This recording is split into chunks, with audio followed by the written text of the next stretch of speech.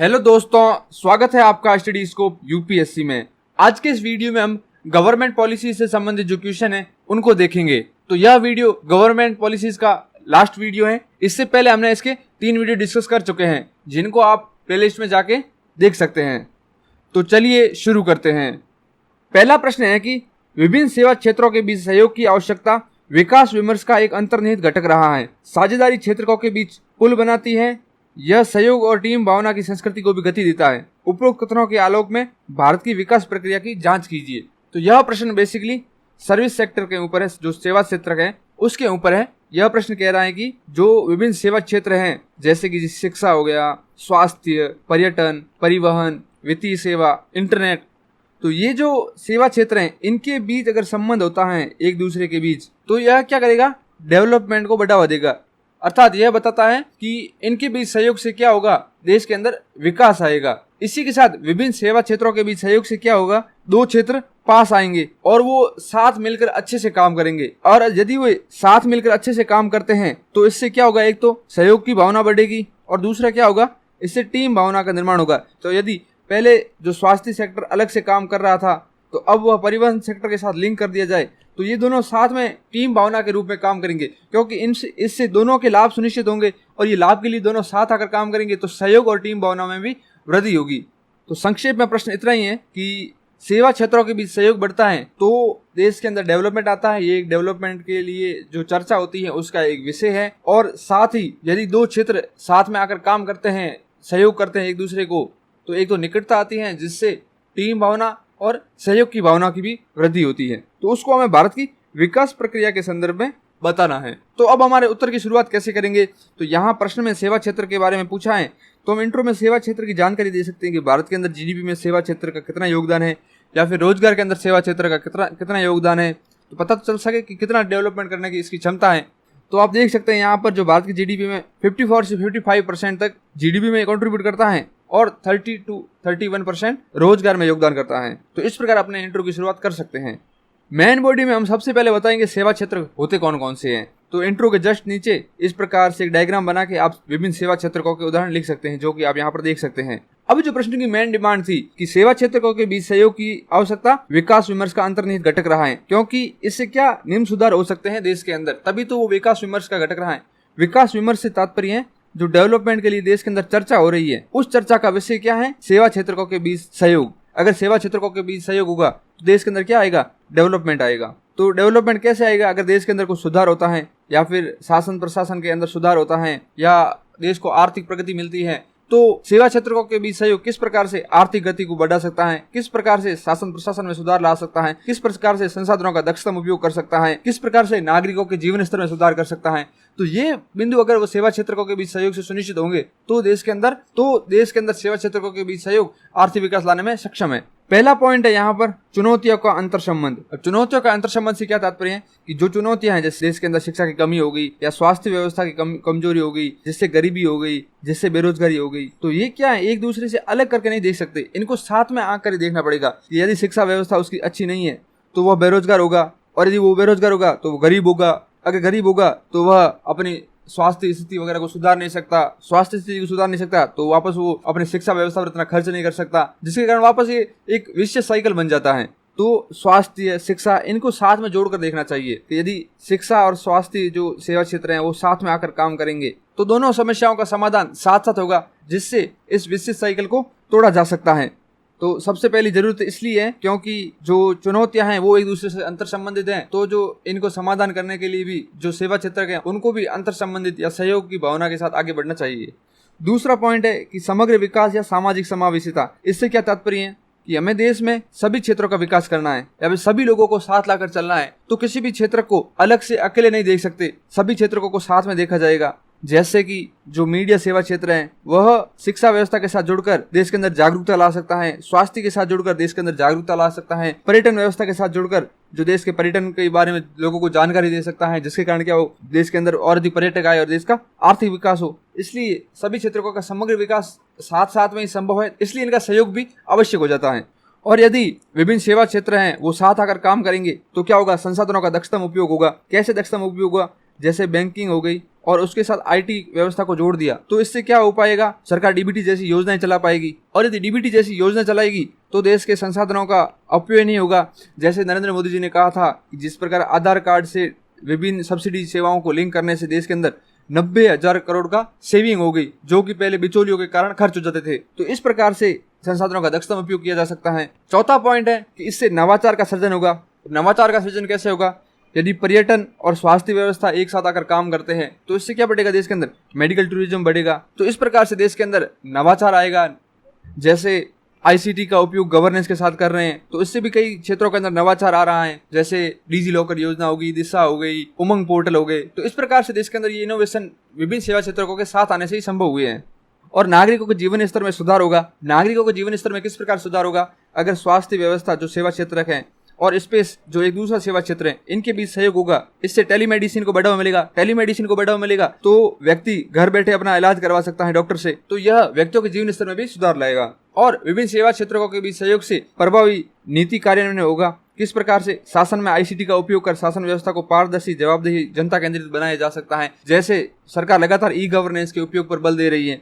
और इससे क्या होगा, विदेशी निवेश में भी देश के अंदर वृद्धि होगी। और विदेशी निवेश में कैसे वृद्धि होगी, अगर विभिन्न सेवा क्षेत्र एक साथ मिलकर काम करते हैं।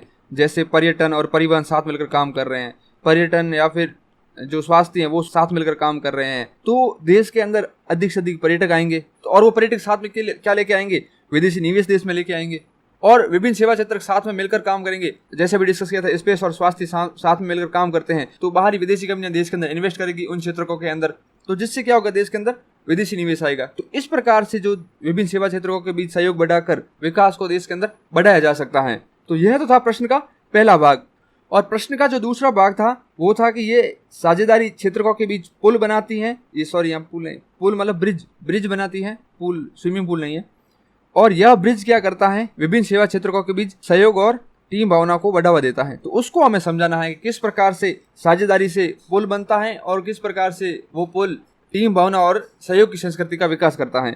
अब आप यहाँ पर देख सकते हैं कि साझेदारी क्षेत्रों के बीच पुल बनाती है, जिससे दो अलग अलग क्षेत्र जुड़ पाते हैं और साथ आकर काम करते हैं, जिससे सहयोग और टीम भावना की संस्कृति का निर्माण होता है। अब शिक्षा और स्वास्थ्य एक साथ जुड़ गए, या फिर शिक्षा और आईटी सेक्टर एक साथ जुड़ गए, जिससे स्वयं पोर्टल जैसी नीतियां भारत सरकार संचालित कर रही है। तो इस प्रकार से ये जुड़ जाते हैं। तो अब आईटी सेक्टर और शिक्षा व्यवस्था दोनों साथ में आकर काम कर रहे हैं, तो इनके बीच क्या हो, सहयोग की भावना बढ़ी। और शिक्षा व्यवस्था के अधिक से अधिक ऑनलाइन होने से क्या होगा, आईटी सेक्टर को लाभ होगा और साथ ही साथ शिक्षा व्यवस्था को भी लाभ होगा। तो ये लाभ के लिए क्या करेंगे, एक टीम के रूप में काम करेंगे। तो यह एक टीम भावना को भी बढ़ावा देगी।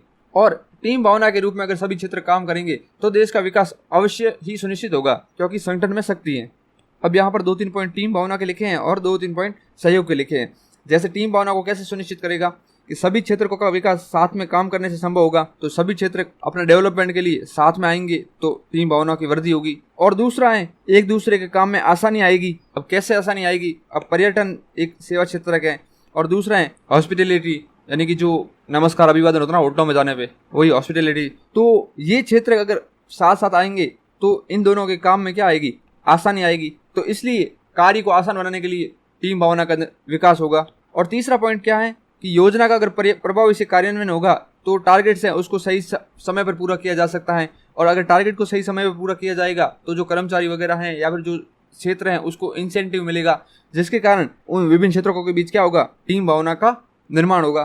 तो ये तो हमने देख लिया टीम भावना का निर्माण। अब सहयोग कैसे सुनिश्चित होगा एक दूसरों के बीच ब्रिज बनने के कारण। तो वर्तमान समय में कोई भी क्षेत्र अकेले नहीं चल सकता, विभिन्न क्षेत्रों को साथ में आकर मिलकर काम करने की आवश्यकता है। तो इसलिए उनके बीच सहयोग सुनिश्चित होगा। जैसे अगर आईटी सेक्टर है वह अगर विभिन्न क्षेत्रों से नहीं जुड़ेगा तो उसका क्या महत्व, कोई महत्व नहीं है, क्योंकि आईटी सेक्टर का यूज लोग विभिन्न क्षेत्रों के अंदर, विभिन्न अन्य क्षेत्रों के अंदर करते हैं। तो इस प्रकार से इनकी एक दूसरे पर अंतर्निर्भरताएं हैं वो इनमें सहयोग की भावना को बढ़ाती हैं। और वर्तमान इस प्रतिस्पर्धी व्यावसायिक माहौल के अंदर सहयोग से व्यावसायिक लाभ सुनिश्चित करने के लिए जो अलग अलग सेवा क्षेत्र हैं उनके बीच सहयोग सुनिश्चित होगा। जैसे जो स्पेस सेवा और मीडिया को साथ आकर एक दूसरे के हितों को पूरा कर सकते हैं। तो इस प्रकार से जो ब्रिज बनने के कारण टीम भावना और सहयोग का निर्माण होगा। अब जो प्रश्न का लास्ट पॉइंट था कि उपरोक्त कथनों के आलोक में भारत की विकास प्रक्रिया की जांच कीजिए। अब ये कह रहा है कि सेवा क्षेत्रों के साथ आने से क्या बना, ब्रिज बना, ब्रिज बनने से क्या हुआ, टीम भावना का विकास हुआ और सहयोग की प्रवृत्ति बढ़ी। अब ये होने से भारत की विकास प्रक्रिया को कैसे गति मिल सकती है। भारत की विकास प्रक्रिया कैसे तेज हो सकती है, उसको हमें भारत के एग्जाम्पल के साथ समझाना है। तो जैसे आप यहाँ पर देख रहे होंगे कि यदि IT और बैंकिंग अगर साथ साथ आते हैं तो DBT जैसी योजनाओं का संचालन सही से होगा। शिक्षा और इंटरनेट अगर साथ साथ आते हैं तो स्वयं पोर्टल, दीक्षा वगैरह के माध्यम से जो देश की शिक्षा व्यवस्था है उसमें सुधार होगा। तो ये क्या है, देश का विकास ही हो रहा है, इससे वित्तीय समावेशन बढ़ रहा है, इससे शिक्षा व्यवस्था बढ़ रही है, तो देश का ये डेवलपमेंट ही हो रहा है। स्वास्थ्य और पर्यटन साथ में आते हैं तो मेडिकल टूरिज्म को बढ़ावा मिलेगा। मेडिकल टूरिज्म को बढ़ावा मिलेगा तो देश के अंदर बहुत ही अधिक FDI आएगी। जैसे कि 2027 तक जो मेडिकल टूरिज्म की इंडस्ट्री है वो 2600 बिलियन की हो जाएगी भारत के अंदर। और परिवहन और पर्यटन साथ में आकर काम करते हैं तो बुनियादी ढांचे का विकास होगा, जैसे भारत गौरव ट्रेन वगैरह, जिससे परिवहन को भी बढ़ावा मिल रहा है और साथ साथ पर्यटन को भी बढ़ावा मिल रहा है। तो इससे देश की बुनियादी ढांचे का विकास हो रहा है। और कानूनी सेवा और इंटरनेट साथ में आने से क्या होगा, जो कानूनी जटिलता है उनको दूर किया जा सकता है, कानूनी बाधाओं को दूर किया जा सकता है, कानूनी प्रोसेस है उसको सरल बनाया जा सकता है, जैसे E-कोर्ट्स के माध्यम से। और शासन और ICT अगर साथ में आते हैं तो जो शासन व्यवस्था के अंदर क्या ला सकते हैं, पारदर्शिता ला सकते हैं E-गवर्नेंस के माध्यम से। जैसे जो उमंग पोर्टल के माध्यम से नागरिकों को सरकारी सेवाएं मोबाइल के जरिए प्रदान की जाती है। तो ये क्या हो रहा है, जो सेवा क्षेत्रकों के साथ में आने से, टीम भावना के निर्माण से, सहयोगी प्रवृत्ति के निर्माण से देश के अंदर विकास को सुनिश्चित किया जा रहा है। तो जो कि प्रश्न का अंतिम पॉइंट था। अब इसके साथ ही कुछ चुनौतियां क्या हैं, तो सबसे पहली कमी क्या है कि सभी वर्गों की सेवा क्षेत्रों तक पहुंच नहीं है। अब कैसे पहुंच नहीं है, जैसे जो गांव के गरीब व्यक्ति हैं उनकी IT सेक्टर तक उतनी पहुंच नहीं है, उनके पास इंटरनेट की पहुंच नहीं है, तो वो जो DBT जैसी वित्तीय समावेशन की योजना है उनका लाभ सही से नहीं ले पाएंगे। अब टेलीमेडिसिन का यूज कब कर पाएंगे, जब वो जागरूक हो, उस जानकारी को जानते हो, उनके अंदर शिक्षा का प्रचार हो, तभी वो यूज कर पाएंगे। लेकिन उसमें भी असमानता देखी जाती है, तो इसका ये भी एक हर्डल्स के रूप में है। और एक और चुनौती आप लिख सकते हैं कि विभिन्न सेवा क्षेत्रों के बीच अभी तक जो जुड़ाव है वो अपेक्षाकृत कम है। जैसे पर्यावरण सेवा और शिक्षा के बीच अभी तक इतना जुड़ाव नहीं है। अब आगे की राह में क्या बोल सकते हैं कि जो GST जैसी सहयोगात्मक सेवाएं थी उनको और अधिक बढ़ाया जा सकता है, जिससे क्या हो, देश के अंदर एक तो सहकारी संघवाद का विकास हो और साथ ही साथ जनता को भी आसानी हो, और हितधारकों के साथ सरकार प्रयास करे, हितधारकों के साथ सरकार संलग्न हो, उनसे चर्चा करे और उनके अकॉर्डिंग फिर नीतियां लेके आए। कंक्लूजन हम बता सकते हैं कि सेवा क्षेत्रों के बीच विकास को सुनिश्चित करके उनके बीच साझेदारी को बढ़ा के देश के विकास को सुनिश्चित किया जा सकता है, साथ ही में जन केंद्रित प्रशासन का निर्माण भी किया जा सकता है। तो इस प्रकार के कंक्लूजन के साथ हम हमारे आंसर को समाप्त कर सकते हैं। हमारा अगला प्रश्न है कि सरकार की दो समानांतर योजनाएं अर्थात आधार कार्ड और NPR, एक स्वैच्छिक और दूसरी अनिवार्य के रूप में, ने राष्ट्रीय स्तर पर बहस और मुकदमेबाजी को जन्म दिया है। गुण दोष के आधार पर चर्चा कीजिए कि क्या दोनों योजनाओं को साथ चलाने की आवश्यकता है या नहीं। विकासात्मक लाभ और समान विकास प्राप्त करने के लिए योजनाओं की क्षमता का विश्लेषण करें। तो ये प्रश्न थोड़ा सा बड़ा है, तोड़ के देखते हैं इस प्रश्न को। यह प्रश्न कह रहा है कि सरकार ने दो समानांतर योजनाएं चलाई हैं, कौन कौन सी, एक तो आधार कार्ड की और दूसरी NPR यानी कि नेशनल पॉपुलेशन रजिस्टर। तो इसमें से एक तो है स्वैच्छिक जो कि आधार कार्ड है, और ये क्या है, NPR अनिवार्य है। इन दोनों योजनाओं को साथ में चलाने से क्या हुआ है, देश के अंदर एक बहस स्टार्ट कर दी है। अब इन दोनों योजनाओं को साथ चलाने के क्या पॉजिटिव्स हैं, क्या नेगेटिव हैं, उसको हमें बताना है यहाँ पर, जो कि प्रश्न का पहला भाग है। और जो प्रश्न का दूसरा भाग है, विकासात्मक लाभ और समान विकास प्राप्त करने के लिए योजनाओं की क्षमता का विश्लेषण करें। अब ये किस प्रकार से देश के अंदर विकासात्मक लाभ ला सकते हैं, या फिर जो समान विकास को, सभी वर्गों तक विकास को सुनिश्चित करने में भागीदारी निभा सकते हैं, उसको हमें बताना है। तो यह है प्रश्न का दूसरा भाग। तो संक्षेप में प्रश्न इतना ही है कि जो NPR और आधार कार्ड को लेकर आए हैं, जिसके अंदर देश के अंदर क्या हुआ है, बहस छिड़ गई है, क्योंकि दोनों का उद्देश्य क्या है, पहचान प्रदान करना। तो दो स्कीम क्यों लेके आई सरकार, क्यों संसाधनों का अपव्यय कर रही है, तो इस प्रकार से देश के अंदर बहस को जन्म दिया।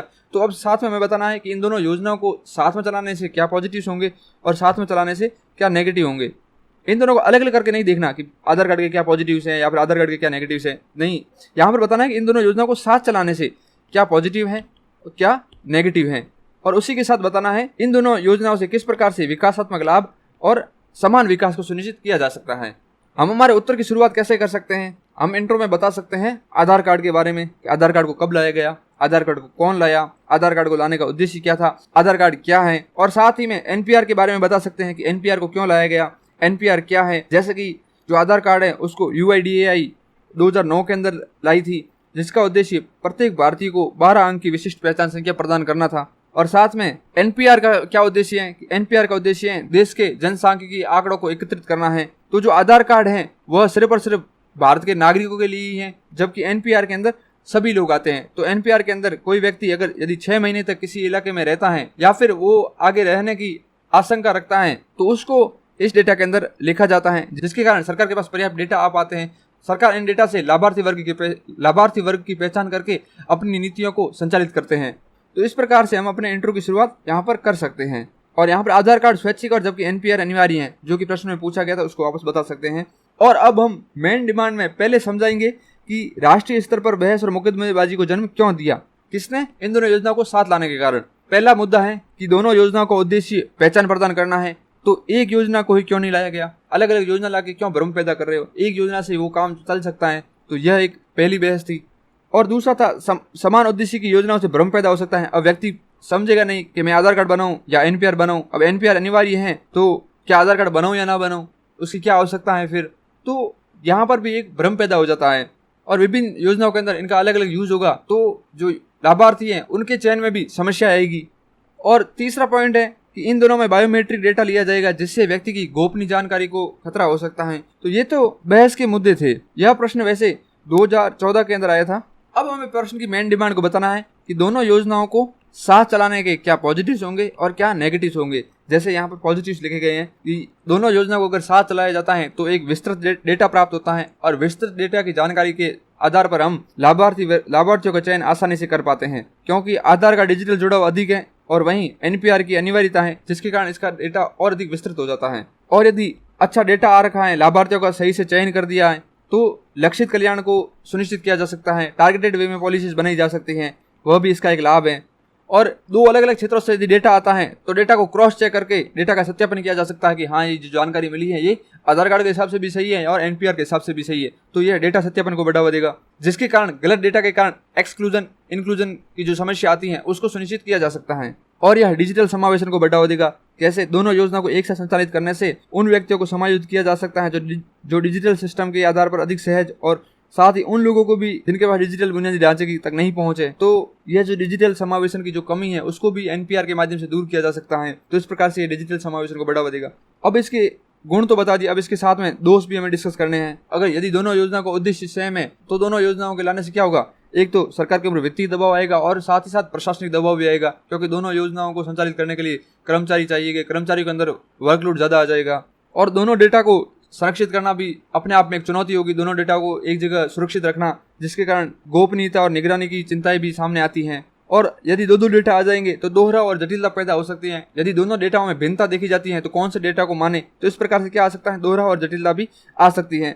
और साथ में संसाधनों का दक्षतम उपयोग नहीं होगा। कैसे दक्षतम उपयोग नहीं होगा, यदि एक योजना से काम चल रहा है तो दो योजनाएं ला रहे हैं, तो इससे क्या होगा, जो वित्तीय बोझ बढ़ जाएगा और ये संसाधनों का जो उच्चतम उपयोग होना चाहिए था वह नहीं हो पाता। अब जो प्रश्न का दूसरा भाग था कि विकासात्मक लाभ और समान विकास प्राप्त करने के लिए योजनाओं की क्षमता का विश्लेषण। अब किस प्रकार से ये दोनों योजनाएं देश के अंदर विकासात्मक लाभ और समान विकास को बढ़ावा दे सकते हैं, तो उसको हमें भारत के कुछ एग्जाम्पल के साथ यहाँ पर बताना है। जैसे यहाँ पर पहला पॉइंट है, सरकार को बेहतर लक्षित नीतियां बनाने में मदद मिलेगी। जैसे जो प्रधानमंत्री किसान सम्मान निधि जैसी योजना है, उनको सरकार आधार कार्ड के डेटा की वजह से ही इतने अच्छे से संचालित कर पा रही है। देश के अंदर कितने किसान हैं, कितने अन्य लोग हैं, किन किन किसानों को इसका लाभ मिलना चाहिए, तो इस प्रकार का जो डेटा मिला है उससे ये विकासात्मक लाभ या समान विकास को सुनिश्चित कर पा रहे हैं। दूसरा है, लाभार्थी वर्ग की पहचान करना आसान हो गया, जिसके कारण जो सब्सिडी जैसी योजनाएं हैं उनके लाभार्थियों को सही से लक्षित किया जा सकता है। जैसे जो आधार कार्ड की सहायता से 2022 के अंदर 242 करोड़ एलपीजी सब्सिडी वितरित की गई, तो यह आधार कार्ड जैसा जो डेटा प्राप्त हुआ है उससे ही संभव हुआ है। तीसरा पॉइंट है, इससे इंक्लूजन एक्सक्लूजन की समस्या का समाधान हो सकता है। आधार कार्ड से डेटा मिला और एनपीआर से जो डेटा मिला उसको क्रॉस चेक करके वास्तव में जो गरीब व्यक्ति है, वास्तव में जो कमजोर व्यक्ति है, या फिर वास्तव में जिस व्यक्ति को लाभ मिलना चाहिए उसका चयन आसानी से किया जा सकता है। जैसे जो पीडीएस योजना हो गई या प्रधानमंत्री आवास योजना हो गई, उसकी जानकारी एनपीएस से सही से प्राप्त होगी कि वास्तव के अंदर देश के अंदर कौन गरीब है, कौन देश का नागरिक है, कौन बाहर से प्रवासी है। इस प्रकार से इससे यह सुनिश्चित हो पाता है। और यह वित्तीय समावेशन को भी बढ़ावा देगा, क्योंकि आधार कार्ड से जानकारी प्राप्त होगी, जिसके कारण क्या हो पाएगा, जेम ट्रिनिटी जैसी योजनाएं संचालित हो पाई हैं, जिससे देश के अंदर वित्तीय समावेशन को गति प्रदान हुई है। और साथ में ये देश के व्यक्तियों को एक पहचान प्रदान करेगा, और इस पहचान से क्या हो पाएगा, व्यक्ति विभिन्न सरकारी योजनाओं से लाभान्वित हो पाएगा। सरकार को बता पाएगा कि हाँ, मैं देश का नागरिक हूँ, मैं इस योजना के अंतर्गत आता हूँ और मुझे इस योजना का लाभ मिलना चाहिए। तो इस प्रकार से देश के व्यक्तियों को पहचान देकर उन्हें सरकारी योजनाओं से लाभान्वित करते हैं। तो इससे देश में डिजिटलीकरण को भी बढ़ावा मिलेगा। कैसे, जैसे आधार कार्ड से जो डेटा प्राप्त हुआ है उनसे व्यक्तियों को बैंक से जोड़ा जा सकता है, विभिन्न योजनाओं से जोड़ा जा सकता है, जिसके कारण जो डिजिटल योजना है उनको बढ़ावा दिया जा सकता है। जैसे कि जो केंद्र सरकार की 300 से अधिक योजनाएं हैं वह आधार कार्ड से लिंक हो चुकी हैं। और इसी के साथ में यदि दोनों योजनाओं को सही से संचालित किया जाता है तो देश के शासन में पारदर्शिता, सरकारी संसाधनों का समुचित उपयोग होगा, लीकेजेज है उसको रोका जा सकता है। जैसे जो पीएम मोदी जी ने कहा था कि आधार योजना से सरकारी योजनाओं में 90,000 करोड़ रुपए बचाए गए, जो पहले बिचौलियों की वजह से अधिक खर्च हो जाते थे।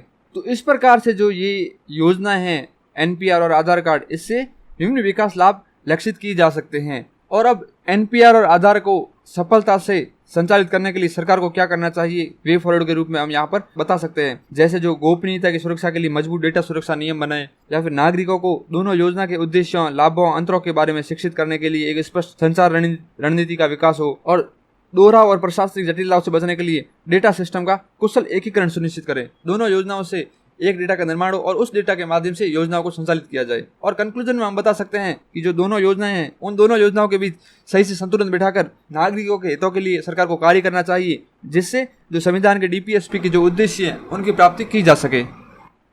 हमारा अगला प्रश्न है कि राष्ट्रीय ग्रामीण आजीविका मिशन योजना के डिजाइन का आलोचनात्मक परीक्षण कीजिए। क्या आपको लगता है कि अपने उद्देश्यों को प्राप्त करने में स्वर्ण जयंती ग्राम स्वरोजगार योजना की तुलना में इसकी सफलता की बेहतर संभावना है?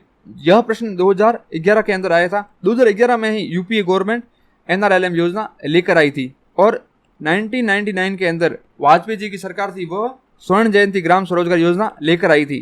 तो सबसे पहले इसमें प्रश्न का भाग है कि जो एनआरएलएम है उसका आलोचनात्मक परीक्षण करना है। क्या इसके पॉजिटिव्स हैं, क्या इसके नेगेटिव्स हैं, किस प्रकार से समाज के अंदर सकारात्मक परिवर्तन लाएगा, और क्या इसकी चैलेंजेस है जो इसको सकारात्मक परिवर्तन लाने से रोकेगी। और साथ ही में हमें बताना है कि जो एनआरएलएम और स्वर्ण जयंती ग्राम स्वरोजगार योजना है उन दोनों का एक ही उद्देश्य है, क्या है? गरीबी उन्मूलन। तो किस प्रकार से जो एनआरएलएम है वो अपने इस उद्देश्य को प्राप्त करने में स्वर्ण जयंती ग्राम स्वरोजगार योजना है उससे अधिक सफलता प्राप्त कर सकती है, तो उसको हमें यहाँ पर बताना है। तो संक्षेप में प्रश्न इतना ही है, हमें यहाँ पर पहले एनआरएलएम के पॉजिटिव्स और नेगेटिव बताने हैं, फिर इन दोनों का जो उद्देश्य था गरीबी उन्मूलन, उसमें किस प्रकार से जो एनआरएलएम है वह स्वर्ण जयंती ग्राम स्वरोजगार योजना से बेहतर है, उसे बताना है। बस इतना ही ये प्रश्न है।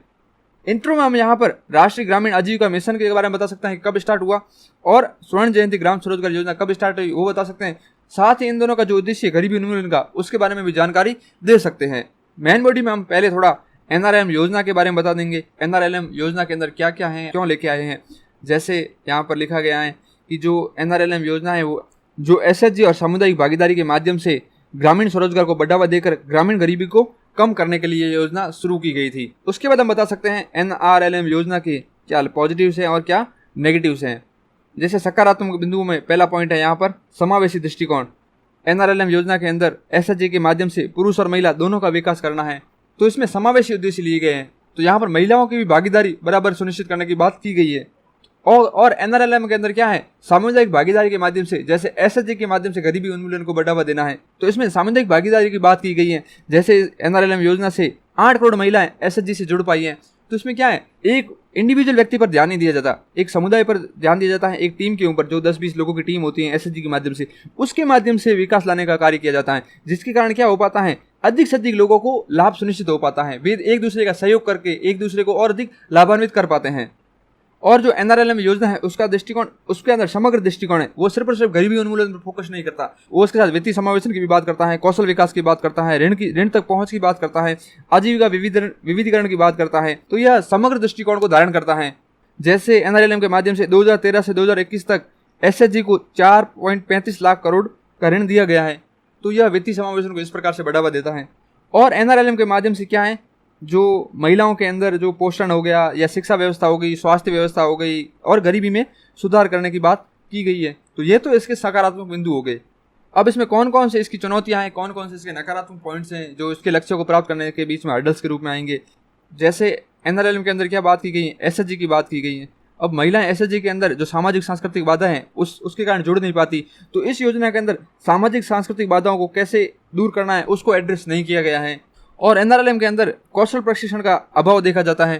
साथ ही इसका समय समय पर मूल्यांकन, जांच, समीक्षा का अभाव है, जिसके कारण जो योजना है उसका सही से कार्यान्वित करने के अंदर समस्या आती है। और लोगों के अंदर जागरूकता की भी कमी है, और साथ ही साथ वित्तीय स्रोतों की कमी को भी देखा जाता है। जैसे जो एसएचजी वगैरह हैं उनको औपचारिक क्षेत्रों से वित्त नहीं मिल पाता है, तो यह भी एक समस्या है एनआरएलएम योजना को संचालित करने में। तो ये तो प्रश्न का पहला भाग हो गया।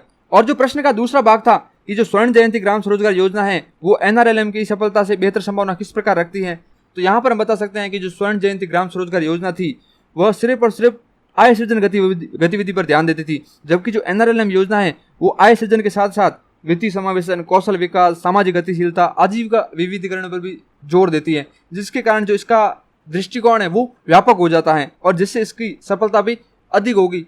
और जो स्वर्ण जयंती ग्राम स्वरोजगार योजना थी वह व्यक्ति केंद्रित दृष्टिकोण था, वह एक व्यक्ति को आय सृजन के स्रोत प्रदान करता था, एक व्यक्ति के माध्यम से गरीबी उन्मूलन की बात करता था, जबकि जो NRLM है वो समुदाय केंद्रित या समग्र दृष्टिकोण की बात करता है। कैसे NRLM के अंदर SHG के माध्यम से जो गरीबी उन्मूलन की बात की गई है, तो इसलिए सामुदायिक भागीदारी की बात करता है, जिसके कारण ये अधिक से अधिक लोगों से जुड़ पाएगा और सफलता को बेहतर सुनिश्चित कर पाएगा।